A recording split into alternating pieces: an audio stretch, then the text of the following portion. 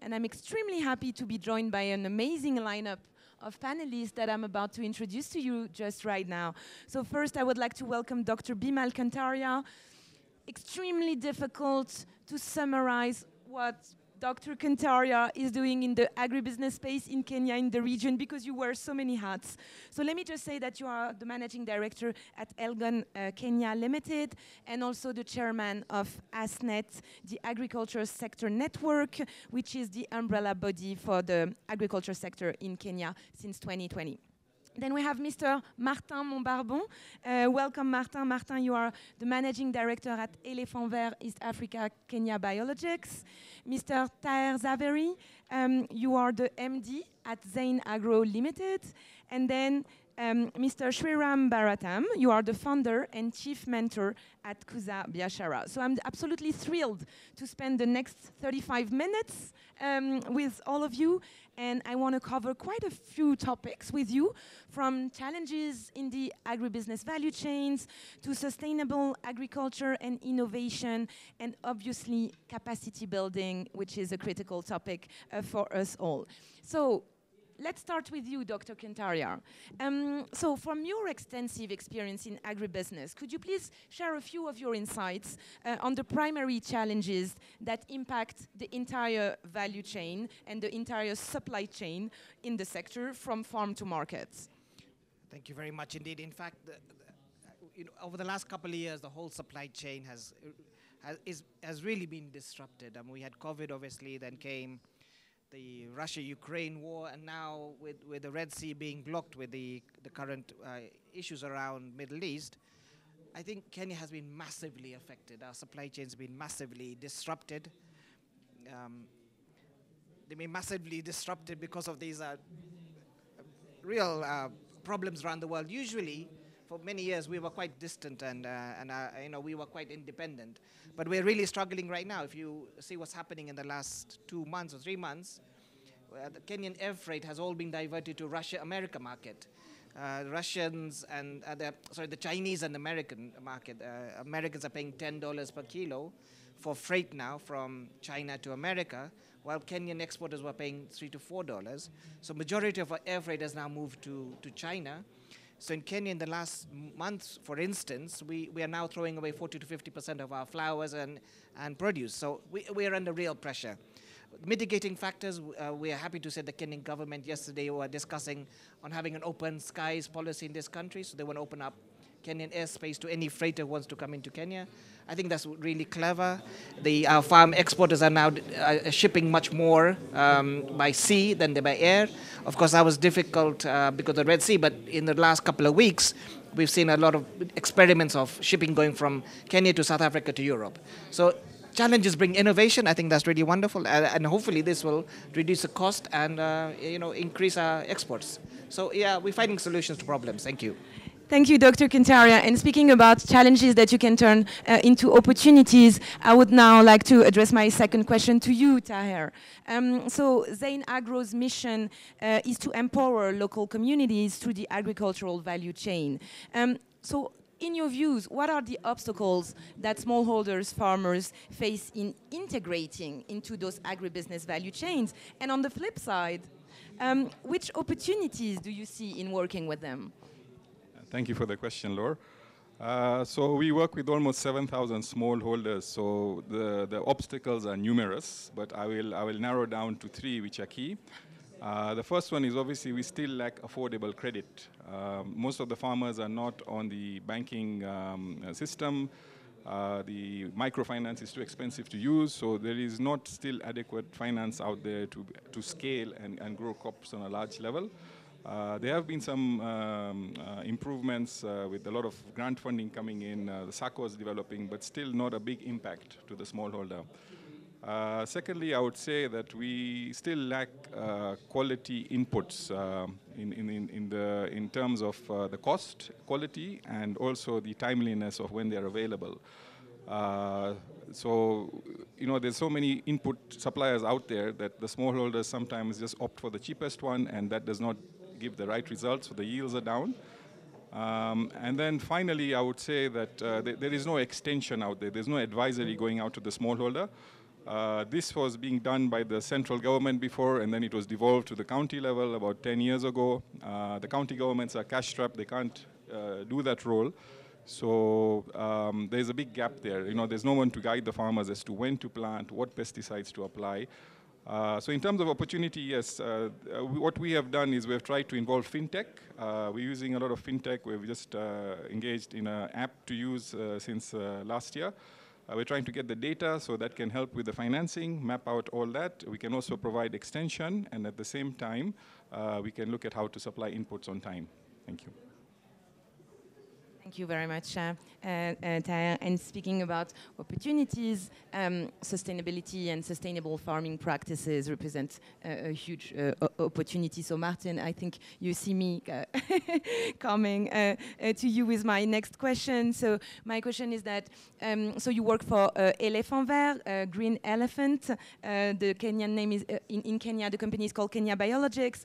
And since Elephant Vert was founded a little more than 10 years ago, sustainability has been at the core of your operations. So in your views, what are the main hurdles that you see in integrating sustainable agriculture practices in farming operation within the region? Yes, thank you, Laura. So Elephant Vert, as you said, we are a pure player in biological inputs. And in Kenya, the input market is around 40 billions Kenyan shilling. And the biological part of it is around 5 billion, so a bit more than 10%, 10-15%. It's still small, but it's becoming more and more significant, and it's really growing. Though, as you said, we still have some hurdles that we need to address. And if I look at my customer range, we sell 75% of our products to large-scale commercial farms, so horticulture, export fruits, vegetables, because they have the knowledge, they have the market in Europe, Middle East, America, but unfortunately we are still too small when it comes to the local growers. So several aspects to it. The legal framework, I'd say, not so much in terms of registration, and that's maybe not very common opinion. In my position, people would say, we need to register faster and all of that. I do believe as a country, Kenya cannot just register anything. They have to test. That's normal. That's normal process. But one of the gaps we have is that today in the supermarket, a brand can put organic on the label. No one is here to check, and that is a problem. So to be more demand-driven, we need certifying body of biological. The second aspect, now for the smallholder farmers, would be the product knowledge. Of course, we are still a small company.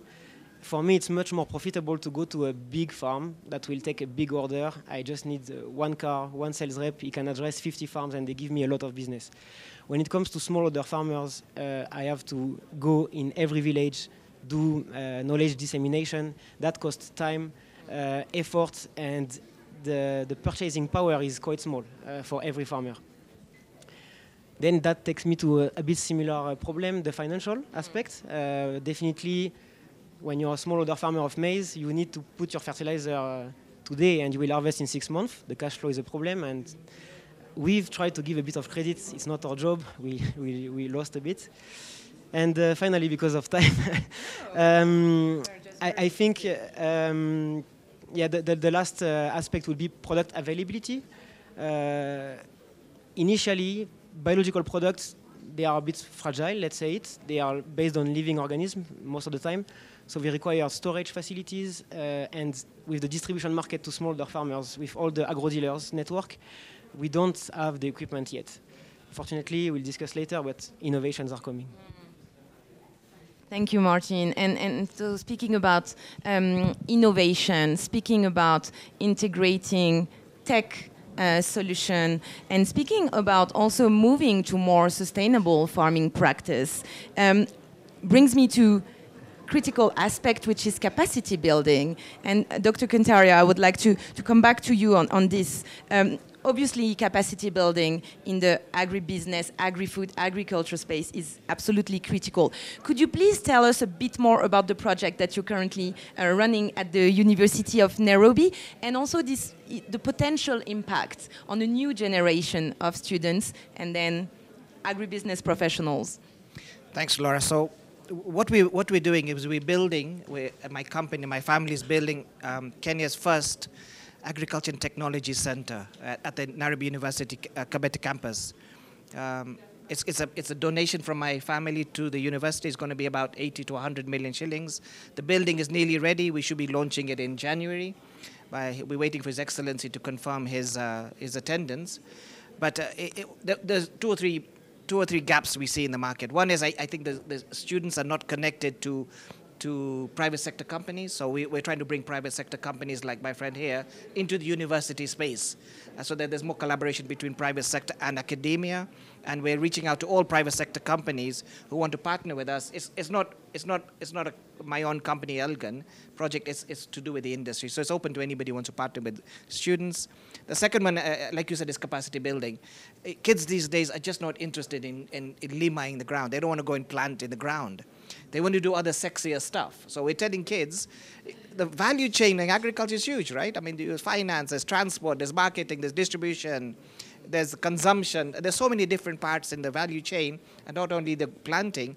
We're trying to encourage them to understand that there's opportunities every single level.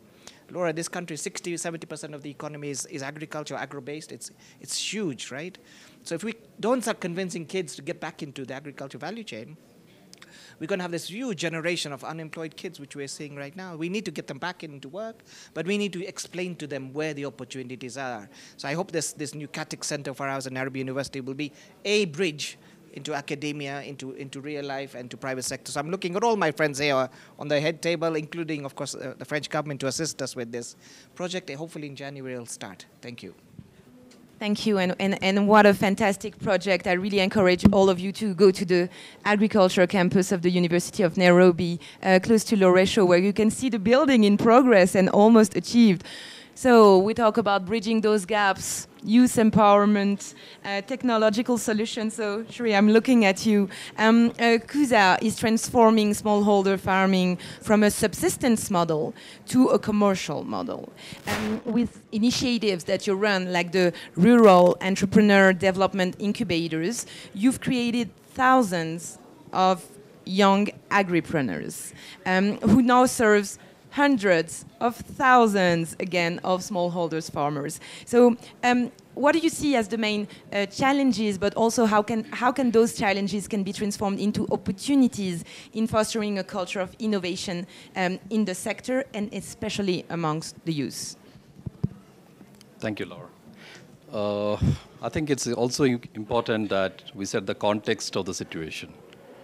With, like Dr. Bimal just shared, 70% of the food that is produced and available on the table is actually contributed by the smallholder farmers. And Taher just spoke about the challenges, and so is Martin, right? So what we looked at it is, we said, who is this farmer really? And interestingly, nobody knows the farmer. We don't know who the customer is. We don't know what they're growing, where they're growing, how much are they producing, how much of credit is available to them. And I'm talking about 6.5 million farmers in this country. How do we know it? Because last year we managed to work closely with the national government to register all the farmers in the country. That's already a big win.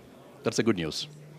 Number two, majority of the youth are not interested in agriculture. So some of the Kenyans in the room, you'll relate, agriculture is always considered as a punishment. If you don't do your homework, I'll send you to the farm.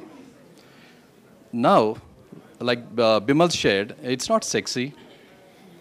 So when we looked at all of this, and the average Kenyan farmer is a little over 62 years, and an average Kenyan is about 18, 19-year-old. There's a huge intergenerational crisis that is hitting us, and we are still not even knowing where it is going. So we looked at this situation and then said, in these extreme conditions, are these extreme conditions in Kenya is a fertile soil for extreme innovation. So we had to reimagine the way it could be done. Yes, the universities is one way, but there are so many youth who are high school dropouts. So we are shaping them, we are putting them through structured incubation process. This is what we call Rural Entrepreneur Development Incubators. We have produced over 10,000 plus video content on good agronomy practices for 42 value chains. These are crops and livestock. Anything you want to know, it's available in a small 3-minute video in 10 languages. And why are we doing it? We want to democratize access to this scientific knowledge in a way that a young person understands. If there's a pest there, I should be able to check my TikTok kind videos, understand, and then at least I know what to do. And for us to institutionalize this is not a game of one actor. So Kuza is actually saw this as an opportunity, and then we said, let's play the role of an orchestrator. By the way, we do nothing. Honestly, here are the heavy lifters in the industry. What we are doing is we are generating the trust with the farmer at the last mile, which Martin was sharing with me is so expensive.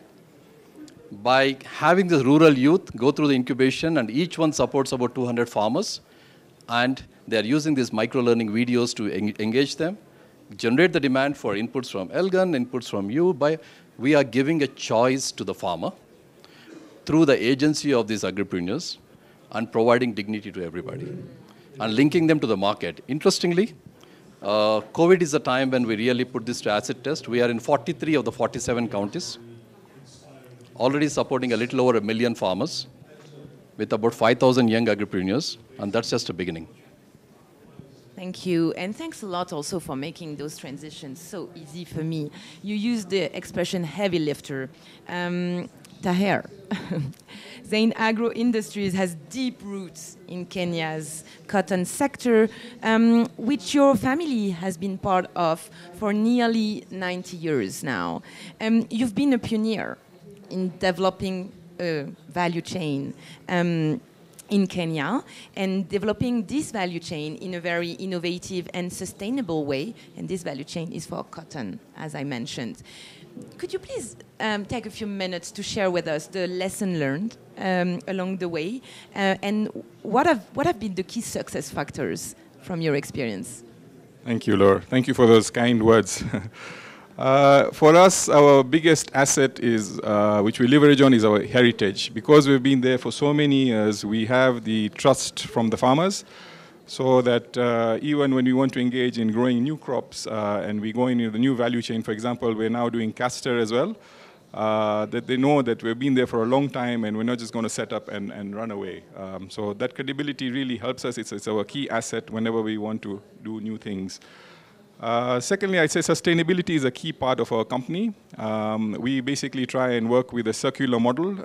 So, for example, about 10 years ago when the oil prices went haywire and our whole operation is very heavily reliant, including our factory runs on a big diesel engine, we devised our own biofuel from our cottonseed oil. And currently that's what's driving our whole operation, and including our whole fleet of vehicles. And then we went a stage further and we realized that the climate change was coming in. The farmers were facing a lot of problems because the rains were not coming in on time. So we went to India, we devised a water pump which could run on the same biofuel. We've got about 200 units out there supporting 2,000 farmers. Using the same biofuel. So basically what the farmer gives to us in the form of a crop, we're managing to give them back in the form of a fuel. And this is improving our productivity as well. Thank you. Thank you. Yeah, thank you very much. I would like now to tackle the partnerships issue and scaling sustainable inputs. And so my next question is for you, Martin. So as I said, Elephant Vert aims to lead in organic inputs in East Africa. So could you please discuss promising opportunities for innovation in agro inputs and crop protection, especially considering the devastating effects of climate change? And maybe you can briefly talk about the expected impact of your recent partnership with the Kenya Agricultural and Livestock Research Organization. Yes. Kenya, biological products is not new in Kenya. It has been there for 30 years or more than that. So I wouldn't say it's new.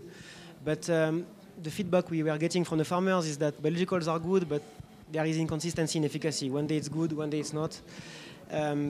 So as you said, we need much more innovation. We need new products in the market.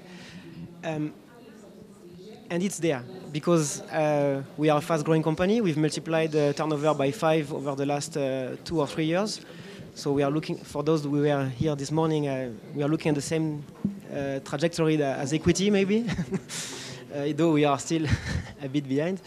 And but there is a lot of new technologies. Today we are leading in the, so maybe, I don't want to get in details of innovation, I don't know, but there is 4 major categories of biological products, biological inputs. There is the macroorganism, those ones are live insects that you release, that you can see, and that will eat the bad insects. You have the microorganism, those are also living things that you cannot see, virus, bacteria, fungus.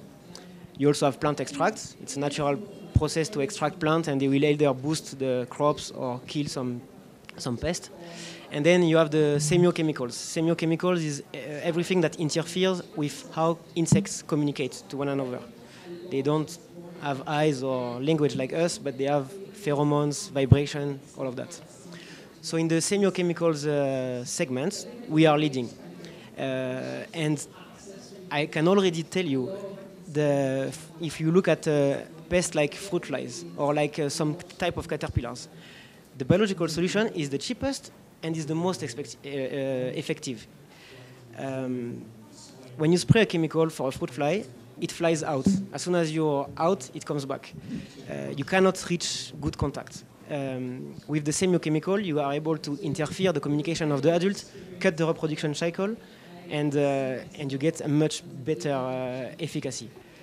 It requires a lot of training, as I was saying, and it requires a lot of, and it requires to be applied early enough. And we had a very successful campaign in the mango area of Makweni, for those who know, where we were able to disseminate this technology. Nowadays, if you go to any shop in Makweni, in Ukambani in general, you'll find those type of blocks. Very, very attractive. So this technology, we are now developing it on caterpillars, some key quarantine pest caterpillars. Now, FCM, Tuta Absoluta, for those who know. He said he would not get too technical, huh? Sorry about that. And it's about to be worse. Now, when we apply, the second target we have is to become leading in microorganism technology. What is existing for a long time is that we apply a live organism like a bacteria, and we expect it to live, to thrive, and to produce its effect in the field. It is a cutting-edge technology. It's just very recent. We are now able to put this bacteria in fermenters, in machine, and extract the bioproduct of it. It's called metabolites. And this is, if I simplify, it's like the natural chemical. It's billions of molecules, not one single molecule, like you would have when it's a chemical, conventional product. You have billions of molecules. We don't even understand all of it. But once you apply this in the field, it is very stable, and you have an assure effect. Now we are able to match efficacy of chemical with biological product. So it appears that by 2050, the world will be using more biological than conventional. We are fighting to make it happen before, because 2050 is too far. And with Calro, we will, so we got a fund by the French government to really pay for all those expenses, go in the village, do demo farms, train the farmers, and this will really help us a long way. Thanks, and well done, Martin. And for all of you, I will do a quiz right after this session to see if you can exactly repeat and understood the full chain that Martin explained. Sri, I want to talk about impactful numbers. So to prepare this conversation, I obviously went on your website and I went through your impact report at Kuza.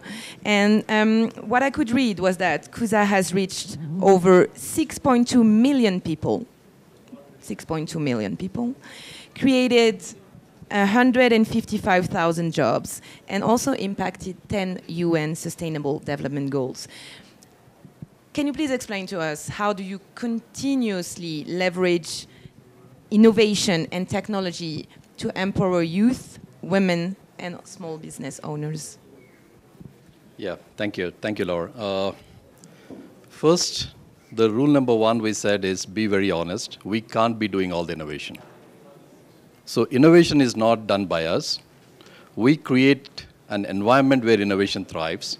Innovation is done by specialized players like Martin just spoke about. I hope you're not asking me that quiz question. But interestingly, imagine when you are able to empower people in the community and the ecosystem to do things. They are the ones who are closer to the problem. They are the ones innovating it. So we are outsourcing innovation, number one, by giving agency. That's why entrepreneurship is at the core of anything and everything we do. Agripreneur is all about entrepreneurship. Just to give an example, when we, in one of the sub-counties called Joro in Nakuru, in one of the wards, we have 5 agripreneurs. All 5 of them went through the same rural entrepreneurship development program. But 5 of them decided to do 5 different things. Somebody set up an agro dealership shop, so she was comfortable doing that. And Robert, who is actually spent a lot of time working with the farmers, understood the importance of the bio, and he came out with a bio fertilizer. With 12 other young people, they are producing it. We help them to brand it, market it, get the licenses. And Winnie and her husband are doing seedlings. Somebody is doing spraying as a service, and John is doing mechanization services. Between 5 of them, they have 5 specializations. Collectively, they are serving a little over 1,500 farmers. What do you think we did? Honestly, nothing. We believe we can only grow when we remain irrelevant. For us, success is not the numbers. We are not chasing numbers. Numbers are happening because the approach is not to be closed, to be open. And we have set up something called One Network. And by the way, we also had to take our logo and ego out of it. It was called Kuza One Network. We said, why? What is Kuza got to do? Remove the logo first, remove our ego then, and then we said, let us make it an open network. It's the world's first open network for ecosystem actors to come, collaborate, and compete. Because competition has to be there, only then the innovation happens. That's another secret formula. But the choice has to be given to the farmer, choice has to be given to the young people, and choice also has to be given to the service providers. So we are bringing the service providers, the demand and supply through an open interface. And by the way, there is something called, we all know public infrastructure, right? Bridges, dams, roads, all of them.